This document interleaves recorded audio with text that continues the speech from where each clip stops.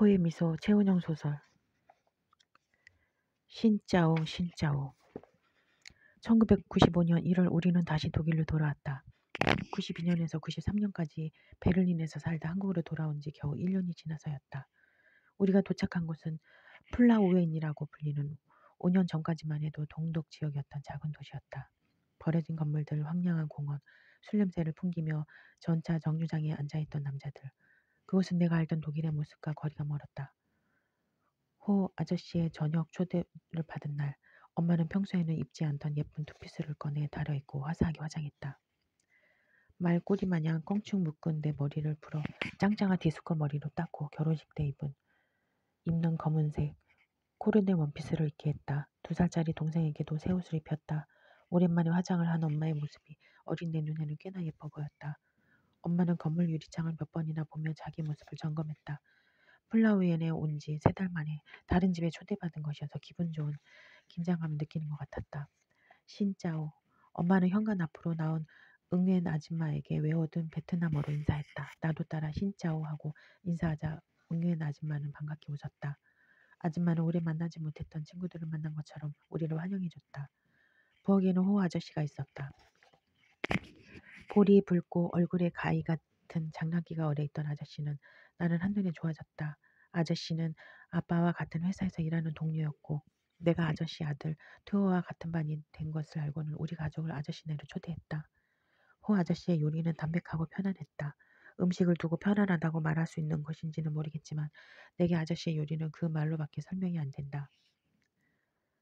토마토를 넣어 뭉근하게 끓인 고깃국, 향긋한 쌀밥, 구운 새우, 볶음 야채와 반으로 자른 라임을 뿌려 먹는 짭조름한 튀김 만두의 맛이 그랬다. 밥을 다 먹고 나서 어른들은 술을 마시기 시작했고 나는 투이를 따라 책장 쪽으로 갔다. 내가 6살 때부터 모은 거야. 투이는 만화책을 골라줬는데 모두 스누피 시리즈였다. 저기서 읽을래? 투이가 자식 소파를 가리켰다. 스웨이드 재질의 소파는 부드럽고 푹신했다. 나는 손등으로 소파를 쓰다듬으며 만화를 읽기 시작했다. 우드스탁과 나란히 계집 지붕에 앉아 노닥거리는 스누피는 꼭 투이처럼 보였다. 하늘에서 본 투이는 그런 애였으니까 그 애는 모두와 잘 지내고 항상 명랑했다. 키가 큰 애든 작은 애든 활발한 애든 냉정적인 애든 모두 투이를 좋아하는 것처럼 보였다. 넌 얘 닮았어. 투이가 우드스탁을 가리키며 웃었다. 너 처음 봤을 때 우드스탁인 줄 알았어. 내가 자꾸 못생겨서 그렇게 말하나 싶었지만 악이 없는 얼굴로 천진하게 웃는 그 애에게 화낼 수는 없었다. 나 너 겨울에 봤었어. 주말 벼룩시장에서 투이가 말했다. 걔가 나라는 걸 어떻게 아냐? 공원 맞은편에서도 봤어. 거기 너희 집 아니야? 그게 뭐. 나는 다시 만화책으로 눈길을 돌렸다. 우리 집 창문으로 그 애를 훔쳐본 일이 부끄러워졌다. 투이와 한반이라는 것을 알았을 때 몰래 반가워했던 마음까지도 그 애가 다 알고 있을 것 같았다. 독일에서의 일은 이제 뿌연 유리창으로 보는 바깥 풍경처럼 희미하다. 그런데도 처음 투인의 집을 방문했을 때를 떠올리면 그때 느꼈던 감정이 생생히 되살아난다. 투인의 식구 모두가 우리를 반갑게 맞아주던 일, 그 환대에 기뻐하던 엄마의 모습, 어떤 조건도 없이 받아들여졌다는 따뜻한 기쁨과 우리 두 식구가 같은 공간에 모여 음식을 나눠 먹던 공기를 기억한다. 어떻게 그렇게 여러 사람의 마음이 호의로 이어질 수 있었는지 나는 모른다. 고작 한 명의 타인과도 제대로 연결되지 못하는 어른이 된 나로서는 그때 일들이 기이하게까지 느껴진다. 플라우엔에서 보낸 첫 번째 여름. 엄마는 건조한 날씨 때문에 고생했다. 하얀 각질이 뱀 비늘처럼 팔다리를 덮었고 자다가도 몸을 긁느라 몇 번이나 일어난다고 했다. 저도 처음 독일 왔을 때 그랬어요. 한국도 여름이 습하죠. 여기는 반대니까 뭘 발라도 건조하더라고요. 은근 아줌마는 엄마에게 직접 만든 크림을 줬다. 샤워한 후에 꾸준히 바르면 가려움이 줄어들 거라고. 엄마는 아줌마의 크림 덕분에 남은 여름을 시원하게 보낼 수 있었다. 아줌마는 우리가 말하지 않아도 어디가 불편한지 알고 있었고 배관공을 부르거나 집주인과 이야기해야 할 때도 나서서 일을 해결해줬다. 무엇보다도 그녀는 2살짜리 아이를 붙들고 하루 종일 집에 고립되어 있던 엄마의 유일한 말동무가 되어주었다. 엄마를 보며 홀로 투이를 키워야 했던 시간이 떠오른다. 혼자 그렇게 오래 있으면 자연히 어두운 생각에 빠지게 된다고 이야기하고 싶으면 언제든지 전화라고 했다. 투이네 가족과 우리 가족은 적어도 일주일에 한 번은 같이 저녁을 먹었다. 한 번은 투이네 집에서 한 번은 우리 집에서 먹는 식이었고 초여름이 되어 낮이 길어지자 토요일 이른 저녁부터 일요일 새벽까지 함께 시간을 보냈다. 같이 밥을 먹고 어른들은 어른들끼리 카드놀이를 하고 우리들은 직소 퍼즐을 하거나 만화책을 읽었다. 그때는 몰랐지만 지금만 생각해보면 투이네 가족도 우리 가족도 서로 말고는 그렇게 가까운 이들이 없었던 셈이다. 술을 많이 마신다니며 어른들은 돌아가며 노래를 불렀다. 엄마는 한국 노래를, 웅엘 아줌마는 부부는 베트남 노래를 불렀다. 뜻도 알아듣지 못할 노래의 후렴구를 어설프게 따라하려는 엄마를 보고 웃음을 터뜨리던 어른들의 모습이 생각난다. 너희 아빠는 말이 통하지 않아. 엄마는 종종 내게 그렇게 말했다. 둘은 서로를 투명인간처럼 대했다. 밥을 먹을 때도 텔레비전을 볼 때도 드라이브를 할 때도 그랬다. 그런 행동이 어린 나에게 어떤 상처를 줬는지 그들은 끝내 이해하지 못했을 것이다. 엄마와 아빠는 같은 대학 동문과에서 만나 오래 연애한 커플이었다고 했다. 경쟁적으로 서로의 존재를 무시하는 그 두 사람이 한때는 서로를 끔찍히 사랑했었다는 사실을 그때의 나는 이해할 수 없었다. 언젠가 엄마 아빠가 얼굴을 마주보고 이야기할 수 있기를, 아무 미움 없이 평범한 이야기들을 할 수 있기를, 결코 헤어지지 않기를 나는 매일 빌었다. 투이네 가족과의 저녁 식사 시간이 좋았던 것도 그런 이유 때문이었다. 투이 가족과 함께 있을 때 엄마와 아빠는 가끔 서로를 보며 웃기도 했다. 투이 가족에게 서로에 대한 이야기를 자연스럽게 하기도 했다. 담배를 피우러 발코니로 나가는 아빠가 엄마의 어깨를 툭 치는 것을 본 적도 있었다. 술에 취해 웃으며 말하는 아빠를 선선히 바라보는 엄마의 눈빛이 기억난다. 우리 식구끼리만 있을 때는 상상할 수 없는 일이었다. 엄마가 그렇게 잘 웃는 모습을 나는 그전에도 그 후에도 보지 못했다. 엄마 그때 참 예뻤어. 언젠가 내가 그렇게 얘기했을 때 엄마는 그 시절이 잘 기억나지 않는다고, 그래도 그렇게 말해줘서 고맙다고 말했다. 본격적인 여름에 들어서자 밤 10시가 넘어도 대기에는 초저녁처럼 희미한 빛이 남아 있었다. 빛이 조금씩 줄어들어서 눈앞의 풍경이 푸른 빛에 잠길 때의 모습을 나는 좋아했다. 거실 창문으로 밤바람이 불어오고 부엌에서는 어른들의 말소리와 웃음소리가 들려오고 그 시간이 되면 꼭 입을 벌리고 잠들었던 투이의 얼굴을 볼 때 푸른빛의 채도가 점점 낮아지고 가로등 불빛이 하나둘씩 켜질 때면 나는 내가 언젠가 이 시간을 그리워할지도 모른다고 생각했다. 투이와 나는 같이 빵이나 우유 심부름을 다니곤 했다. 심부름을 가는 길에 그 애는 보이지 않을 만큼 멀리 뛰어갔다가 다시 내 쪽으로 돌아왔다. 처음에는 투이를 쫓아가려고 했지만 그 애가 다시 돌아온다는 걸 알고는 나도 내 속도대로 걸었다. 보이지 않았다가 다시 내게 달려오는 그의 얼굴을 볼 때면 웃음이 났다. 투이는 나와 눈이 마주치면 고개를 활짝 뒤로 젖히고 더 우스꽝스러운 포즈로 달렸다. 심부름을 다녀오는 길에 우리는 찾기를 사이에 두고 맞은편에서 걸어갔다. 다니면 둘이 붙어 다니면 같은 반 애들이 놀릴지도 모른다는 염려 때문이었다. 우드스탁. 그 애는 우리 둘만 있을 땐 나를 꼭 우드스탁이라고 불렀다. 시간이 지날수록 그 호칭은 나를 꽤나 들뜨게 했다. 그 누구도 빈번한 전학으로 스쳐 지나가는 나에게 별명을 붙여주지 않았으니까. 투이네 동네 골목까지 들어오고서야 우리는 나란히 걸었다. 그럴 때 투이에게서는 볕에 달구어진 동전 냄새 같기도 양파 냄새 같기도 한 땀 냄새가 났다. 별다른 이야기를 나누곤 아니었지만 그렇게 함께 걷는 것만으로도 마음이 부드러워지는 기분이었다. 투이는 그 나이 또래 특유의 어그러짐이 없었다. 학교에서 있었던 일을 웅엔 아줌마를 종일 다 이야기했고 아줌마에게 종알종알 다 이야기했고 다른 사람을 신경 쓰지 않고 노래를 부르거나 즉흥 연극을 해 모두를 웃게 했다. 나는 동생을 대하듯이 그에게 말하곤 했는데 가끔은 아무렇지 않은 듯 깊은 속마음을 말하기도 했다. 내가 무슨 말을 해도 튜어 같은 어린애가 이해할 수 없으리라고 생각해서였다. 튜이는 내 말을 별로 신경 쓰지 않는 것처럼 보였다. 그랬구나, 그랬었냐? 그런 무심한 대답을 듣고 있노라면 그에게 말하기 전에 억눌린 감정이 조금은 풀어지는 것 같았다. 우리 엄마 아빠는 서로를 제일 싫어해. 그날도 나는 아무렇지 않게 웃으며 말했다. 투이는 걸음을 멈추고 가만히 서서 나를 쳐다봤다. 꼭 화가 난 것처럼 보였다. 의외의 반응이어서 무슨 말을 해야 할지 알 수 없었다. 너 왜 그런 얘기를 하면서 웃어? 투이는 그 말을 하고는 앞으로 성큼성큼 걸어갔다. 여느 때처럼 다시 내 쪽으로 돌아오리라고 생각했지만 그 애는 그렇게 하지 않았다. 당시에는 조금 당황했을 뿐 그 일에 대해 깊이 생각하지는 않았었다. 하지만 고등학교 시절 야자를 마치고 운동장을 가로질러 갈 때면 너 왜 그런 얘기를 하면서 웃어? 라고 말하던 투이의 어린 얼굴이 생각나곤 했다. 나는 그 애를 조금도 알지 못했었어. 유년을 다 지나고 나서야 나는 그 애를 다르게 기억하기 시작했다. 독일에 처음 왔을 때 아줌마는 크게 웃으며 말했다. 너무 추웠어요. 아무리 껴입어도 벌벌 떨리는 거야. 아직도 그래요. 투이야, 여기서 태어났으니까 아무렇지 않겠지만 나 이상하게 아직도 여기 겨울이 적응 안 돼. 난생 처음 눈 봤을 때 엄마 얼마나 놀랐는지. 너무 예뻐서 춥다 춥다 하면서도 손이 다 얼도록 눈을 만지고 놀았어요. 엄마는 웃으며 말하는 웅엘 아줌마의 얼굴을 물끄러미 쳐다봤다. 같이 웃어야 하는데 웃음이 나오지 않아 당황하던 엄마의 얼굴을 기억한다. 아줌마는 고생한 이야기를 할 때마다 가장되게 웃으면서 말했고 그럴 때면 엄마는 애써 같이 웃으려 노력했다. 아줌마는 엄마가 사랑이 많고 다른 사람의 마음에 공감해주는 능력을 타고났다고 말했다. 세상에는 엄마처럼 섬세한 사람들이 더 많아져야 한다면서 엄마는 아파하지 못하는 사람들을 위해 대신 아파하는 사람이라고 말했다. 엄마와 함께 있을 때도 아줌마는 엄마에 대한 칭찬을 잘했다. 웃는 모습이 예뻐서 함께 있으면 방이 다 환해지는 것 같다.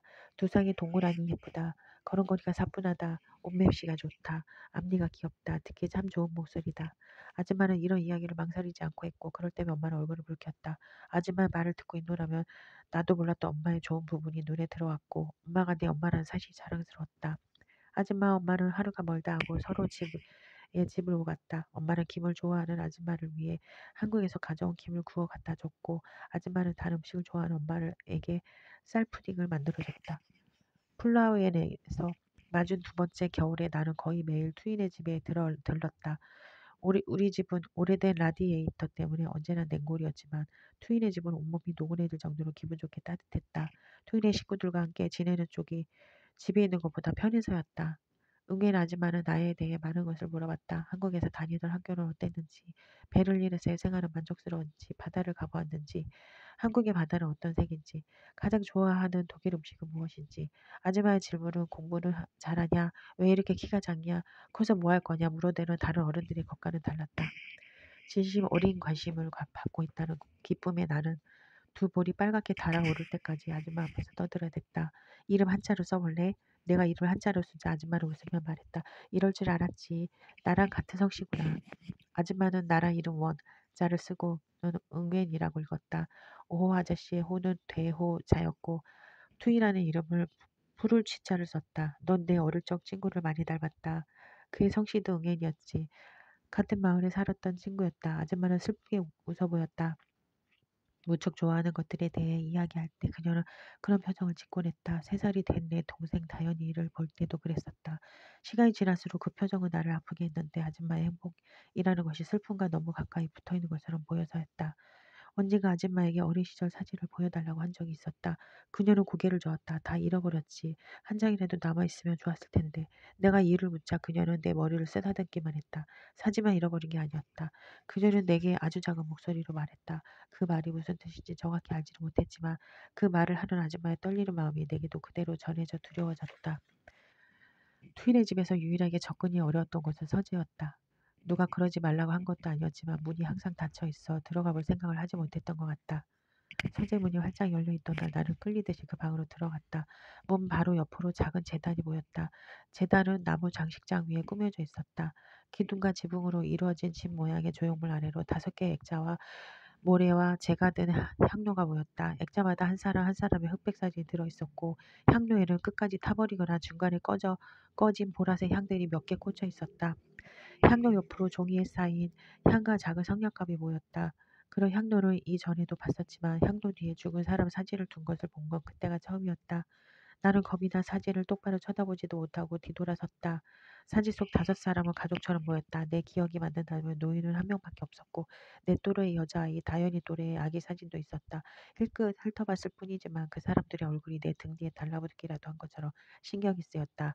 나는 그들이 누구인지 무슨 까닭으로 투이네 집 재단에 안치돼 있는지 알고 싶었다. 왜 응애 아줌마나 투이가 나에게 재단을 보여주지 않았는지도 궁금했지만 막연한 두려움 때문에 누구에게도 그 일에 대해 말하지 못했다. 2차 세계대전에 대해 배우던 시간에 나는 투이로부터 뜻밖의 이야기를 들었다. 가을 학기가 시작될 무렵이었다. 다행히 2차 대전 이후로 이처럼 대규모의 살상이 일어난 전쟁은 없었다.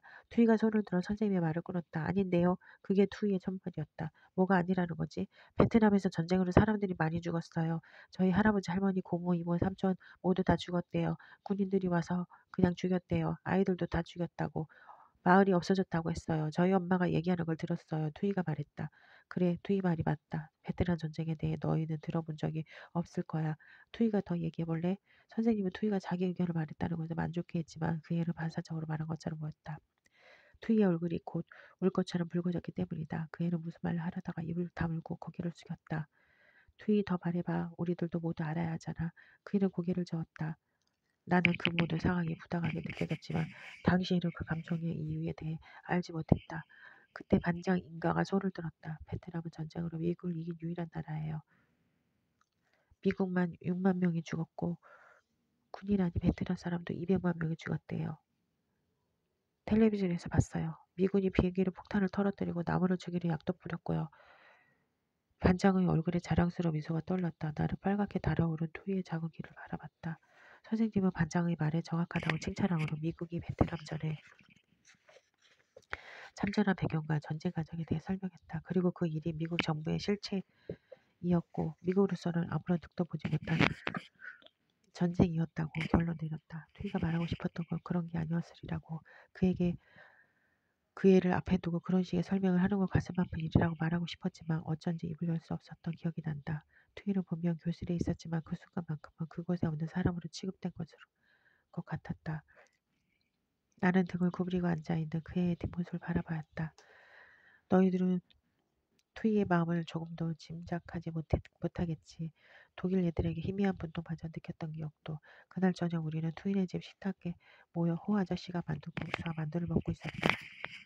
이야기가 어떻게 그쪽으로 흘러간지는 잘 기억나지 않는다. 나는 예쁘지도 않았고 특별히 잘하는 것도 하나 없는 13살짜리 여자애였다. 11살 때 동생이 태어난 이후로는 무슨 일을 하든 애처럼 굴지 말라는 말을 들었다. 존재감이 없는 아이들이 보통 그렇듯 어른들에게 인정받고자 하는 욕구가 같다. 일본의 식민독지에 대한 이야기가 나왔을 때 어른들의 말에 동요한 것은 그런 이유였었다. 드디어 나도 한마디 할 수 있는 기회가 왔다고 생각했다. 한국의 역사에 대해서라면 투인의 식구보다 내가 더 잘 아니까 아는 척을 한다면 엄마 아빠가 꽤나 뿌듯하게 생각해 줄 것 같았다. 한국은 다른 나라를 침략한 적 없어요. 나는 그 말을 하고 동의를 구하기 위해 엄마 아빠를 쳐다봤다. 아빠는 아무 얘기도 못 들었다는 듯이 내 쪽으로 눈을 돌리지 않았고 엄마는 조용히 하라는 투의 눈빛을 보냈다. 국물이 짜지는 않은지 모르겠네. 호 아저씨가 말을 돌렸다. 모두들 내 말을 무시하는 것 같아 서운했다. 정말이에요. 우린 정말 아무도 해치지 않았어요. 내가 말했다. 한국은 선한 나라는 이상을 남기고 싶었고 어른들의 대화에 자연스레 참여해서 칭찬을 받고 싶었다. 난 맞은편에 앉은 아빠에게 인정을 구하는 눈빛을 보냈다.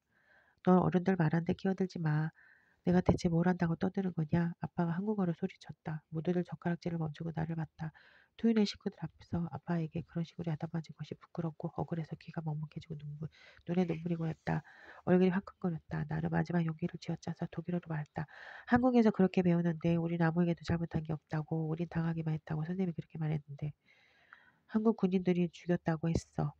투이가 말했다. 작은 목소리였지만 식탁의 분위기를 얼어버리기에는 충분했다. 얼려버리기는 충분했다. 그들이 엄마 가족 모두를 다 죽였다고 했어. 할머니도 아기였던 이모까지도 그냥 다 죽였다고 했어. 엄마 고향에는 한국군 중호비가 있대. 어떻게 내가 그런 말을 할 수 있느냐고 힐라라는 말투였지만 나는 그 애가 무슨 말을 하는지 도무지 이해할 수 없었다. 투이 넌 함부로 말하지 마라. 그 말을 하고 아줌마는 나를 봤다. 넌 신경 쓸 것 없어. 너와는 관계없는 일이야. 응애 아줌마의 말은 투이의 말이 사실이라는 걸 확인시켜줄 뿐이었다. 정말로 신경 쓸 일이 아니야. 어린 마음에 혹여 상처가 입었을까 걱정하는 아줌마의 두 눈, 내가 결코 잊지 못할 얼굴, 투이의 말이 진실이라는 걸 나는 응애 아줌마의 그 얼굴을 보고 이해했다. 그때 내가 상처를 받았다면 그건 응애 아줌마의 상처에 대한 가책 때문이었을 것이다. 내가 태어나기도 전에 일어난 일이야. 아줌마가 속삭였다. 저는 정말 몰랐어요. 엄마가 말했다. 응애 씨가 겪었던 일 저는 아무것도 모르지만 그래도 죄송하다고 말씀드리고 싶어요. 죄송합니다. 엄마는 호 아저씨와 응애 아줌마에게 고개 숙였죠. 고개 숙였다. 저는 모든 걸 제 눈으로 다 봤답니다. 투이 나이 때였죠. 그렇게 말하고 호 아저씨는 붉어진 눈시울을 해서 웃었다. 하지만 그렇게 말씀해 주셔서 감사합니다. 호 아저씨는 거기까지 말하고 힘껏 웃어 보였다. 응애 아줌마는 호 아저씨에게 베트남어를 속삭이듯이 이야기했다. 알아들을 수 없었지만 분명 마음을 다독이는 말이었을 것이다. 그 말의 진동이 내 마음까지 위로하는 것 같았으니까. 아빠는 엄마와 호 아저씨 대화를 못 들은 것처럼 맥주만 마시고 있었다. 당신도 무슨 말 좀 해봐. 엄마가 한국어로 아빠에게 말했다. 내가 무슨 얘기를 해? 그럼 우리가 잘못했다고 말해야 돼? 왜 당신이 나서서 미안하다고 말해요? 당신이 뭔데? 아빠가 한국어로 받아쳤다. 당신은 항상 이런 식이야. 죽어도 미안하다는 말을 못해. 안 해. 그게 그렇게 어려운 일이야? 내가 응애 씨처럼 씨였으면 처음부터 우리 가족 만나지도 않았을 거야. 아빠는 식탁 의자에 걸친 카디건에 팔을 넣었다. 저녁 잘 먹었습니다. 아빠는 잠시 망설이다가 입을 열었다. 저희 형도 그 전쟁에서 죽었습니다. 그때 형 나이 20이었죠. 용병일 뿐이었어요. 아빠는 누구의 눈도 마주치지 않으려는 듯 바닥을 보면서 말했다. 그들은 아기와 노인들을 죽였어요. 응애 아줌마가 말했다. 누가 베트공인지 누가 민간인지 알 수 없는 상황이었겠죠. 아빠는 여전히 응애 아줌마의 눈을 피하고 말했다. 태어난 지 고작 일주일 된 아기도 베트공으로 보였을까요? 고동도 못하는 노인도 베트공으로 보였을까요? 전쟁이었습니다. 전쟁요? 그건 그저 구역질 나는 학살일 뿐이었어요. 응애 아줌마가 말했다. 어떤 감정도 당기지 않은 사무적인 말투였다. 그러자 제가 무슨 말을 하길 바라시는 겁니까? 저도 형을 잃었다고요. 이미 끝난 일 아닙니까? 잘못했다고 그리고 또 필요한 일이라고 생각하세요. 당신 제정신이야? 엄마가 말했다. 은근 아줌마는 자리에서 일어나 천천히 서재로 걸어 들어갔다. 조심히 닫히는 문소리. 나는 겁에 질렸지만 차마 서재로 따라 들어가지는 못했다. 엄마는 동생을 안고 자리에 일어났다. 정말 죄송합니다. 엄마는 호 아저씨에게 고개를 숙였다. 투이야 미안하다. 엄마는 그 말을 하고 밖으로 나갔다. 나는 기저귀 가방과 카디건을 들고 엄마를 따라 나갔다. 그건 그저 구역질 나는 학살일 뿐이었어요. 그 말을 하던 웅엘 아줌마의 웃음기 없는 얼굴이 자려고 누운 내 얼굴 위로 떠올랐다. 그 말을 할 때 아줌마는 우리와 다른 곳에 있었다. 내가 아무리 상상하려고 해도 상상할 수 없는 장소와 시간에 아줌마는 내몰려 있었다. 그녀의 말은 아빠를 설득하라는 말도 아니었고 자신을 방어하고자 하는 말도 아니었다. 그 말은 아빠를 향한 것이 아니라 그간 그 일을 겪은 이후로 애써 살아온 웅엘 아줌마 자신에 대한 쓴웃음이었던 것 같다. 그녀는 아빠의 태도에 실망조차 하지 않았던 것이다. 어차피 당신들을 이해하지 못할 테니까 라는 마음이 그날 밤 아줌마와 우리 사이를 안전하게 갈라놨다. 그가 서로를 미워하고 싶지도 서로로 인해 더는 다치고 싶지도 않은 어른들의 평범한 선택이었다. 엄마는 투인의 식구와의 관계를 회복하기 위해 노력했다. 13살이었던 나조차도 투인의 가족과는 이미 돌이킬 수 없게 되었다고 직감했지만 엄마의 생각은 달랐다. 엄마는 나와 동생을 데리고 몇 번이나 응애 아줌마를 찾아갔다. 겉으로 달라진 거 없었다. 아줌마는 우리들에게 차와 가식을 내놓았고 우리 예전처럼 이러저 이야기를 나눴다. 그런데도 나는 어쩐지 아줌마가 그 시간을 그저 견디고 있다는 느낌을 받았다. 엄마는 어색함을 이겨내려는 듯이 평소보다 더 많은 말을 했다. 그럴 때 엄마의 부정확한 독일어는 자주 부셔졌고 당황한 엄마의 문장은 어떤 의미도 만들어내지 못했다. 서로 연결되지 못하는 단어들을 부의했고 시제와 성, 수가 하지 않는 문장은 꾸며낸 유머처럼 들리기까지 했다. 엄마의 말을 듣는 아줌마는 지쳐 보였다. 아무리 아줌마가 마음을 감추려고 노력했다고 하더라도 눈치챌 수밖에 없는 표정이었다. 겨울 코트를 입기 시작했을 즈음부터 엄마는 아줌마를 찾아가지도 아줌마에 관한 이야기도 더 이상 하지 않았다. 늘 투인의 식구와 함께했던 토요일 저녁 시간은 우리 가족끼리 어색하게 앉아 텔레비전을 보는 시간으로 변했다. 그 즈음에는 해도 짧아져서 6시만 돼도 사이가 컴컴해졌고 8시면 나는 방으로 들어가 가야 했다. 쉽게 잠들 수 없는 밤이었다. 나는 가만히 누워 엄마가 식탁 의자를 끄는 소리, 한국인 누군가에게 속삭이듯 전화하는 소리를 들었다. 새벽에 화장실을 가려고 밖에 나갔을 때 식탁 의자에 앉아 멍하니 벽을 보고 있던 엄마의 모습을 본 적도 있었다. 내가 있는 줄도 모르고 무언가를 골똘히 생각하다 나를 보고 깜짝 놀라다. 그리고 안심하라는 듯이 눈가를 떨며 애써 웃던 그 얼굴을. 엄마는 반쯤 쓴 립스틱과 파운데이션을 쓰레기통에 던져 넣었고 아끼던 투피스와 원피스를 우리 수거함에 버렸다. 일요일이면 어떻게든 짐을 싸서 근처 숲으로 벼룩시장으로 고시장으로 나들이 다니던 사람이 동생 방에서 벽만 보고 누워 있었다. 전에는 아빠의 말과 행동을 지적하면서 싸움을 걸거나 아빠의 말을 맞받아줬을 상황에서 엄마는 그저 침묵했다. 밥을 몰아 먹었고 속끝이 빨개지도록 뜨개질을 했다. 그 즈음 나는 엄마가 깊이 잘 때 동생 방 쓰레기통을 뒤졌다. 그 속에는 사진들이 찍힌 채 버려져 있었다. 아직 아기인 나를 안고 있는 엄마와 그 곁에서 웃고 있는 아빠의 사진, 만삭인 엄마의 배를 내가 만져보는 사진, 테이프로 붙여보지도 못할 만큼 잘게 찍힌 사진 조각들. 나는 다연히 옆에 누워 잠을 자는 엄마의 얼굴을 가만히 바라봤다. 엄마가 너무 멀리 있는 것 같아. 더 멀리 가버릴 것 같아 두려웠다. 엄마는 내게 정사각형 모양의 선물 박스를 건넸다. 두인의 식구를 위한 선물이니 투이에게 박스를 전해달라고 부탁했겠다. 나는 박스를 부엌 천턱 위에 올려놓았다. 박스는 초록과 노랑의 체크무늬 포장지에 빨간 리본으로 장식되어 있었다. 몇 안 되는 가구가 빠져나가고 대부분의 세간을 우편으로 붙인 탓에 우리들은 빈집에 몰래 들어와 사는 사람들처럼 지냈다. 바닥에 신문지를 깔아놓고 샌드위치를 먹고 밤에는 침낭에 들어가 잤다.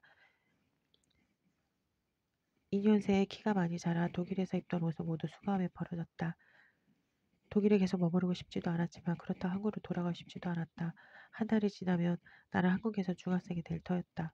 김이 3cm로 머리카락을 자르고 교복을 입고 조회 시간에 열을 받쳐 농장에 서 있는 내 모습이 잘 상상되지 않았다. 그건 분명 두려운 편이었지만 그때 내가 느꼈던 감정은 두려움보다는 오히려 체념에 가까웠다. 눈이 많이 오는 날이었다. 공원에 쌓인 눈이 녹아 얼새도 없이 계속 새로운 눈이 쌓였고 사람들은 그나마 눈이 치워진 공원 사이길로 걸어다녔다.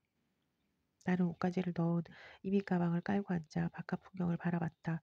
처음 투이를 본 것도 이 창을 통해서였었지. 까불거리며 지그재그로 뛰어다니던 그의 모습이 떠올라 코가 찡해졌다. 곧 해가 질 시간이었고 공원에 쌓인 눈은 푸르스름하게 보였다.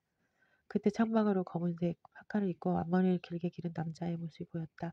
그의 보폭을 크게 해서 한 걸음 한 걸음 내디뎠다. 얼굴이 잘 보이진 않았지만 분명 개구지게 웃고 있으리란 걸 알 수 있었다. 남자애는 창 쪽으로 몸을 틀어 나를 올려다보더니 팔을 쭉 뻗어 손을 흔들었다. 투이였다. 나는 엄마가 준 선물 박스를 들고 1층으로 내려가 길을 건넜다. 투이가 서 있던 자리에는 그의 발자국만 남아 있었다. 나는 한동안 그곳에 서서 사방을 둘러봤다. 얼마나 그렇게 서 있었을까. 멀리서 허겁지겁 달려온 투이의 모습이 보였다. 그 애는 내 코앞까지 와서 깔깔대며 웃었다. 그 표정 뭐야? 넌 아직도 속냐? 투이가 말했다. 그따위 장난 다시는 하지 마. 그 말을 하고 웃었어야 했는데 노력해도 웃음이 나오지 않았다. 다시는이라는 말이 이제 소용없어졌다는 것을 실감해서였다. 목이 맸다. 야, 한두 번 다했는데 왜 그래? 알았어. 다시는 안 그럴게. 투이는 눈물을 참는 내 모습을 보고 놀랐는지 나를 한참 쳐다봤다. 내가 썰매 개냐? 문방 위로 뛰어다니게. 그 말을 하고 나서야 나는 겨우 그에게 웃어 보일 수 있었다. 투이는 두 손을 앞으로 모으고 개흉내를 내 나를 웃게 했다. 시간이 지나고 나서야 나는 투이의 유치한 말과 행동이 속 깊은 애들이 쓰는 속임수였다는 사실을 깨닫게 됐다. 그런 아이들은 다른 애들보다도 훨씬 더 전에 어른이 되어 가장 무지하고 순진해 보이는 아이의 모습을 연기한다. 다른 사람들이 자신을 통해 마음의 고통을 내려놓을 수 있도록 각자의 무게를 잠시 잊고 웃을 수 있도록 가볍게 어리석은 사람을 자처하는 것이다. 진지하고 냉소적인 아이들을 어른스럽다고 생각했던 그때의 나는 투이의 깊은 속을 알아볼 도리가 없었다. 엄마 금방 이쪽으로 올 거야. 요즘 교육받으러 다니거든. 이제 끝날 시간 다 됐어. 투이가 말했다. 너무 오랜만에 서로 이야기하자니 그 애가 조금 낯설게 느껴지기까지 했다. 나는 투이네 집에 가지 않았고 투이 또한 우리 집에 오지 않았다. 학교에서는 대면대면하게 지냈고 집에 돌아오는 길에 우연히 마주치더라도 눈인사만 하고 모른 척 걸어가곤 했다. 그럴 때 투이는 내가 알던 아이가 아니었다. 키도 많이 자라 멀리서 보면 더 이상 애처럼 보이지 않았다. 이렇게 아무렇지 않은 척 예전처럼 이야기하고 있으려니 굉장히 오랜 시간이 지난 것 같은 느낌이었다. 우리는 공원 벤치에 나란히 앉았다. 그날 너에게 나쁘게 말하려던 건 아니었어. 투이가 말했다. 내가 무슨 말을 해야 할지 망설인 동안 투이는 말을 이었다. 널 공격하기 위해서 한 말은 아니었어. 미안해. 나도 모르게 그 말을 하고 나서야 나는 내가 오래도록 그 애에게 이렇게 말하고 싶었다는 걸 깨달았다. 투이의 커다란 눈이 한 번 깜빡였다. 바람이 불 때마다 나뭇가지에서 눈덩이가 떨어져 머리 위에서 부서졌다. 아무것도 몰랐던 거 미안해. 나는 천천히 말했다. 공원에 부는 바람이 내 말을 쓸어 가버리기라도 할 것처럼 조심스럽게 그 말이 아무것도 되돌릴 수 없다는 것을 알면서도 그렇게 말하고 싶었다. 나와 눈이 마주치자 투이는 발끝으로 바닥을 툭툭 쳤다. 그러고는 고개를 들어 다시 나를 봤다. 머쓱해하는 표정이었다. 그의 두 입술이 천천히 벌어지고 그 사이로 빠져나온 흰 입김이 허공으로 흩어졌다. 투이는 가방에서 종이봉투를 하나 꺼냈다. 이거 받아, 우드스탁. 종이봉투 안에는 만화책 한 권이 들어있었다. 우드스타가 스누피가 계집 지붕에 앉아 서로를 보며 웃고 있는 편지였다. 이제 이렇게 둘이 앉아있을 일은 없을 테고 다시는 우드스탁이라는 우스꽝스러운 별명으로 불릴 일도 없겠지. 아줌마가 올 때까지 우리는 거기 앉아서 실없는 소리를 해댔다.